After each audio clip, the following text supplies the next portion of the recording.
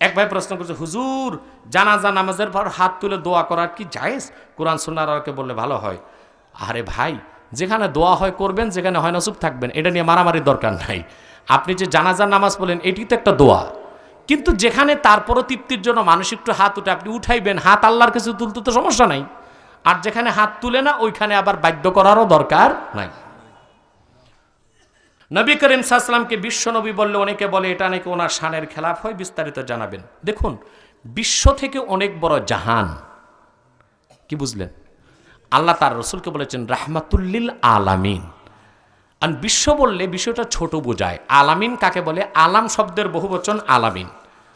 আলামিনের ব্যাখ্যায় ইমাম শাওকানি ফাথুল কাদিরে লিখেছেন, কুল্লু মা সেওয়াল্লাহি আযজা ওয়া জাল, আল্লাহ ছাড়া আকাশে জমিনে উপরে নিচে যা আছে পুরাটার নাম আলামিন। আল্লাহ হলেন রব্বুল আলামিন, আমার হুজুর রহমতুল্লিল আলামিন। এজন্য আমরা বলবো নূর নবী মুহাম্মদ সাল্লাল্লাহু আলাইহি ওয়াসাল্লামের শানে গোটা সৃষ্টির নবী বলেন সুবহান।